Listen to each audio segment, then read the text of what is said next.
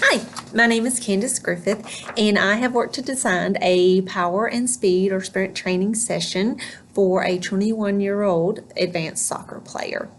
We'll start with looking at the week. The power and the sprint sessions are alternated throughout the week, with power being on Monday and Thursday and the sprint speed sessions being on Tuesday and Friday.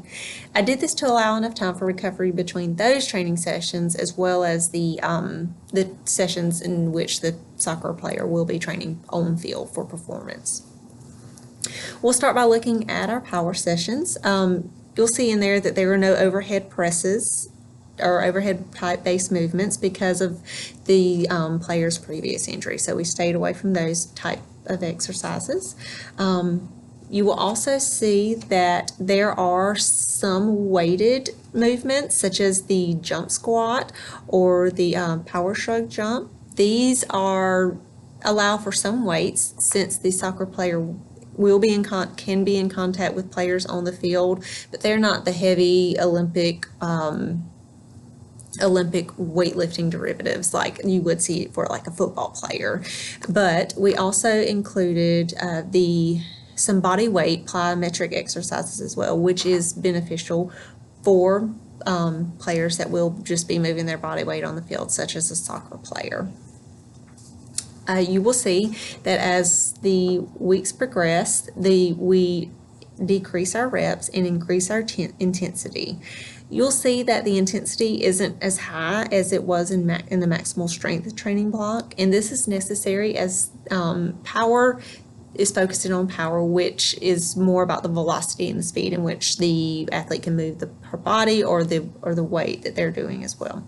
So these intensities are a little bit lower, but they are appropriate for this training block. Also, you'll see that there are some accessory lifts included in the training session.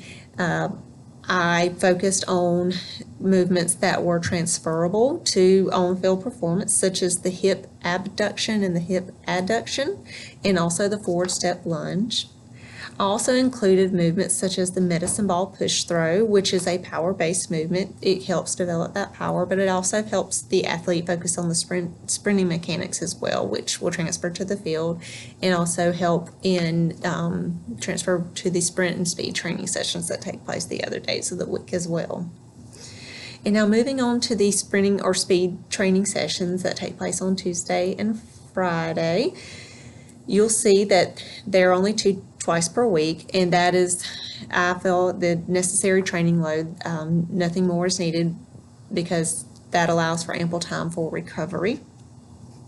You'll see that these training sessions are what are titled super maximal interval training, and this has been found to improve the repeated sprint ability, which is needed for games or athletes that participate in soccer and things of that nature. And I did these because this player is an advanced player, so it seems appropriate for her training status. You'll see that the duration is set for 30 seconds, but the number of sets increased while we decreased the active recovery throughout the weeks to increase the intensity. But please note that the time for recovery was still long enough to be appropriate to allow the athlete to recover. You will also see at the beginning of these sprint sessions there are some warm-up drills. They start with the skip A drill or the skipping A drill, and then the push-up start drill. These are more intermediate base. They allow the athlete to focus on her sprint mechanics, and that's in weeks 1 and 2.